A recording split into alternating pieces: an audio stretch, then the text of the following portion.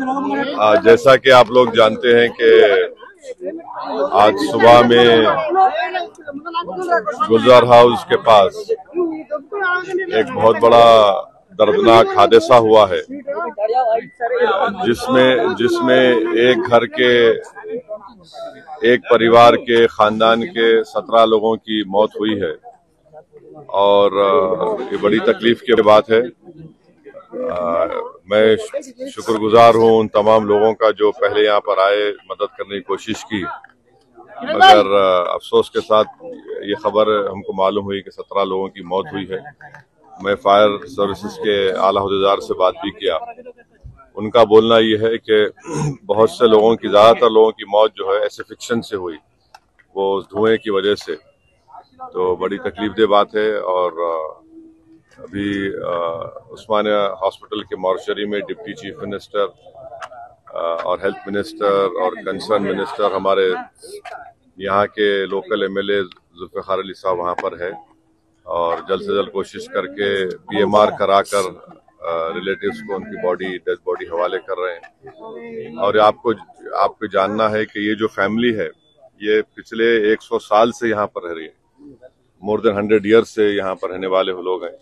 बड़ी तकलीफदेह बात है। मैं अपनी तरफ से उनको ताज़ियत देता हूँ और यही बस कहना। फैमिली के पास गया सर, हॉस्पिटल जा वहाँ एमएलए साहब है, जुल्फिकार साहब है, डिप्टी सीएम भी है, हेल्थ मिनिस्टर भी है, वहाँ पे कंसर्न मिनिस्टर भी है, पूनम साहब। तो सुबह से सब लोग है, मैं भी जा रहा हूँ। హైదరాబాద్ లో పాత బస్తీలో జరిగినటువంటి అగ్ని ప్రమాదం సంఘటన పట్ల భారతీయ జనతా పార్టీ తీవ్ర దిగ్భ్రాంతి వ్యక్తం చేస్తున్నది. ఇది చాలా ఘోరమైనటువంటి దురదృష్టకర సంఘటన, ఒక విషాదకరమైన సంఘటన. జరగని సంఘటన జరిగింది. దానిలో దాదాపు 14 మంది మరణించడం నిజంగా బాధాకరం. దానిలో చిన్నపిల్లడు పాపం ఎంత కొట్టుకొని పాపం వాళ్ళు ఎంత అవస్థలు పడి మరణించారో ఆ సంఘటన తలుచుకుంటేనే హృదయ విదారకంగా ఉంది. తెలంగాణ సమాజం అంతా బాధతో ఇవాళ తలడిస్తూ ఉన్నది. అంత దారుణమైన సంఘటన హైదరాబాద్ పాతబస్తీ సంఘటన. 14 మంది చనిపోవడం బాధాకరం. మిగతా వాళ్ళు కూడా త్వరగా కోలుకోవాలని చెప్పి, చనిపోయిన వారి యొక్క ఆత్మకు శాంతి చేకూర్చాలని చెప్పి, వాళ్ళ కుటుంబాలకు ఒక మనోధైర్యం కల్పించాలని చెప్పి ఆ అమ్మవారిని వేడుకుంటున్నాం. ఇప్పటికే దేశ ప్రధాని శ్రీ నరేంద్ర మోడీ గారు కూడా ఈ సంఘటన మీద స్పందించడం జరిగింది. కేంద్ర ప్రభుత్వం స్పందించడం జరిగింది. దిగ్భ్రాంతిని వ్యక్తం చేయడం జరిగింది, విచారం వ్యక్తం చేయడం జరిగింది. చనిపోయిన కుటుంబాలకు 2 లక్షల రూపాయల ఆర్థిక సాయం, గాయపడ్డ వారికి కూడా 50,000 రూపాయల ఆర్థిక సాయం స్వయంగా ప్రధానమంత్రి గారు ప్రకటించడం జరిగింది. సరే, ఏవి ప్రకటించినప్పుడు కూడా ఒకసారి సంఘటన జరిగినప్పుడు అటువంటి సంఘటనలు పునరావృతం కాకుండా చర్యలు తీసుకోవాల్సిన బాధ్యత రాష్ట్ర ప్రభుత్వం మీద ఉంది. ఇటువంటి సంఘటనలు పునరావృతం కాకుండా రాష్ట్ర ప్రభుత్వం చర్యలు తీసుకోవాలని చెప్పి కోరుతా ఉన్నాం. హైదరాబాద్ మహానగరానికే నిషాన్ మన చార్మినార్. అట్లాంటి చార్మినార్ దగ్గర గుల్జార్ హౌస్ అంటే తెలువని తెలంగాణ బిడ్డ ఎవడు ఉండడు. తెలువని వాళ్ళు హైదరాబాద్, సికింద్రాబాద్ లో ఉన్నారు. ఇక్కడ 120 సంవత్సరాల పైచిలుకు టైం నుంచి ఇక్కడ ఉన్నారు. అగర్వాల్ గారి కుటుంబం మొత్తం ఇక్కడ ఉంటా ఉంది. నిన్న జరిగిన దుర్ఘటన హైదరాబాద్ చరిత్రలోనే అతిపెద్ద దుర్ఘటన. అగ్ని ప్రమాదం ఏదైతే జరిగిందో, ఒకటే కుటుంబంలో 17 మంది చచ్చిపోవడం అంటే నిజంగా కూడా మనసున్న ఎవరికైనా నిన్న ఆ సంఘటన దృశ్యాలు, ఆ తర్వాత వాళ్ళ కుటుంబ సభ్యుల ఆర్తనాదాలు వింటే గుండె కదిలిపోయే పరిస్థితి.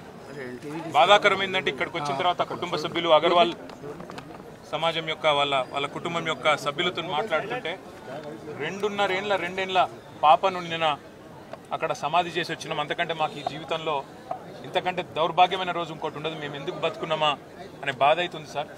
మేము ఎవరిని నిందిస్తలేము, ఎవరిని ఏమంటలేము. కానీ ఇక్కడ అగ్ని ప్రమాదం జరిగిందని చెప్పంగానే ఏ ఫైర్ బ్రిగేడ్ అయితే వచ్చిందో అది నీళ్లు లేకుండా అరకొరగా వస్తే లాభమైంది, వసతులు లేకుండా వస్తే లాభమైంది.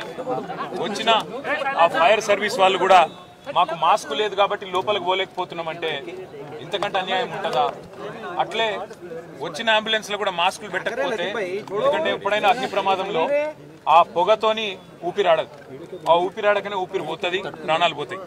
అట్లాంటప్పుడు ఆక్సిజన్ మాస్కులు లేకుండా, అట్లాంటప్పుడు వచ్చిన అంబులెన్స్ లో కనీస సౌకర్యాలు లేకుండా వస్తే ఎట్లా? ఆ సౌకర్యాలు ఆ ఫైర్ ఇంజన్ల అంబులెన్స్ లో ఉంటే కొన్ని ప్రాణాలు బతుకుతుండే, కొంతమంది అన్న మా వాళ్ళు బతుకుతుండే అనే బాధ. ఇలా రాజకీయం లేదు, ఎవరిని తిట్టేది లేదు. కానీ ఒకటి మాత్రం వాస్తవం, ఇంత లాపర్వా ఉంటే మాత్రం ప్రజల ప్రాణాలు మల్లబోయే ప్రమాదం ఉంది. వాళ్ళు ఎంత గొప్ప వాళ్ళంటే ఒకటే కుటుంబంలో 17 మంది చచ్చిపోయినాక కూడా వాళ్ళు అంటున్న మాట ఏంది ఇక్కడికి వచ్చినాకంటే ఎవరిని తిడతలేరు, వాళ్ళు రాజకీయం చేస్తలేరు, ఎవరిని ఫలానా వాళ్ళు మంచోళ్ళు కాదు చెడ్డోళ్ళు అంటలేరు. మాకు ఇక్కడుండే హిందువులు సాయం చేసిండ్రు, ఇక్కడుండే ముస్లింలు సాయం చేసిండ్రు, అందరు వచ్చిండ్రు, అందరు సహాయపడ్డారు, అందరు కాపాడినరు. కానీ మాకు జరిగింది ఇంకొకరికి జరగద్దు. కనీసం ఇప్పుడన్నా ప్రభుత్వం మేల్కొనాలి, ఇప్పుడన్నా ముందుకొచ్చి ఈ రాష్ట్రంలో ఈ నగరంలో మళ్ళొక్క ప్రాణం ఫైర్ యాక్సిడెంట్లో పోకుండా కాపాడండి సార్. మాకు అంతకంటే ఏమొద్దు, దయచేసి మీరు వచ్చిండ్రు సంతోషంగా, భవిష్యత్తులో ఇట్లా కాకుండా చూసుకోండి అని ఒకటే ఒక్క మాట. ఎలక్షన్లలో నేను మస్తుగా చూసిన 50 ఏళ్లలో పార్టీలు గెలిస్తే ఓడతాయి. ఇంత మాయలు మీ ఏడాది లోపలనే కాంగ్రెస్ పార్టీ దొరికితే కొడతాం రాని అంత కోపంలో ఒక్కటే ఏడాది లోపు. ఇంకా వాళ్ళ బొంద తెలివికి నిన్న వాని పార్టీడే మంది పెట్టాలి, అదేందో పోలింగ్ పెట్టిన వాడు చూసిరా మీరు. ఆ పోలింగ్ పెడితే 70% మనకు వచ్చింది, 30% మనకి వచ్చింది. వాడు పెట్టింది మనం పెట్టింది కాదు. 75 ఇది పరిస్థితి. ఫామ్ హౌస్ అంటే ఇది ఏముంటుంది, వారి ఉంటుంది, మక్కు ఉంటుంది, అల్లం ఉంటుంది. కాంగ్రెస్ వాళ్ళు అయితే మనిషి తెలిసే పారబడి తవ్వచ్చు కూడా లంగత దీన్ని ఫామ్ హౌస్ అని మనం బదనాం చేసి అంతే కదా. నేనేమంటున్నా అంటే అన్ని మబ్బులు వీడిపోయినట్టు ప్రజలకు అన్ని తెచ్చిపోతున్నాయి. ఒకనాడు పంట పండిస్తే మీరు ఊరేసుకుంటే ఉరేసుకున్నట్టే అని ఆనాటి ముఖ్యమంత్రి గారు మాట్లాడినారు, మీకు అందరికీ తెలుసు. కానీ ఆయన మాత్రం ఆయన ఫామ్ హౌస్లో 150 ఎకరాలలో ఒరేసుకొని 4200కు క్వింటాలు అమ్ముకున్నాడు.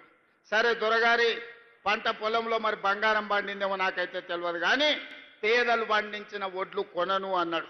కానీ మన ప్రభుత్వం వచ్చిన తర్వాత మీరు వరి పండించండి, సన్నాలు పండించండి, మీకు గిట్టుబాటు ధరనే కాదు మీకు 500 రూపాయల బోనస్ ఇచ్చి రైతులను ఆదుకుంటాం, పండించండి అని అంటే మొన్నటి ఎండాకాలంలో యాసంగిలో 1,56,00,000 మెట్రిక్ టన్నుల పిండ మీరు వడ్లు పండించి దేశంలోనే చరిత్ర సృష్టించరు.